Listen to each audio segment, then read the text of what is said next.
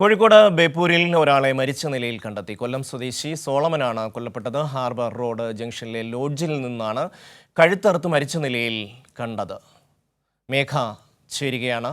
മേഘ, എപ്പോഴാണ് ഇയാളുടെ മൃതദേഹം കണ്ടത്? പോലീസ് നൽകുന്ന വിവരങ്ങൾ എന്തൊക്കെയാണ്? ഷമ്മി, കോഴിക്കോട് ബേപ്പൂരിലെ ഹാർബർ റോഡ് ജംഗ്ഷനിലെ ഒരു ലോഡ്ജിലാണ് വലപ്പണിക്കാരനായ കൊല്ലം സ്വദേശി സോളമനെ മരിച്ച നിലയിൽ കണ്ടെത്തിയത്. കഴുത്തറുത്ത നിലയിലാണ് മൃതദേഹം ഉള്ളത്. കൊലപാതകമാണ് എന്ന സംശയം തന്നെയാണ് പോലീസ് പറയുന്നത്. കാരണം ഇയാൾക്കൊപ്പം ഇതേ മുറിയിൽ താമസിച്ചിരുന്ന ഒരാളെ ഇന്ന് രാവിലെ മുതൽ അയാളെ കാണുന്നില്ല. ഇയാളെ കേന്ദ്രീകരിച്ചാണ് നിലവിൽ പോലീസ് അന്വേഷണം നടത്തുന്നത്. ഈ ഹാർബറിന് ചേർന്ന് പ്രവർത്തിക്കുന്ന 3 സ്റ്റാർ ലോഡ്ജിലാണ് ഈ സംഭവം ഇന്ന് രാവിലെ നടന്നിരിക്കുന്നത്.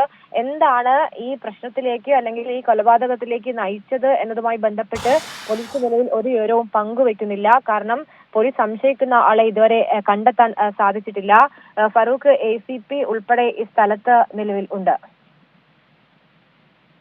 മേഘയാണ് വിവരങ്ങൾ നൽകിയത്. ബേപ്പൂരിൽ ഒരാളെ കഴുത്തറുത്ത് മരിച്ച നിലയിൽ കണ്ടെത്തി.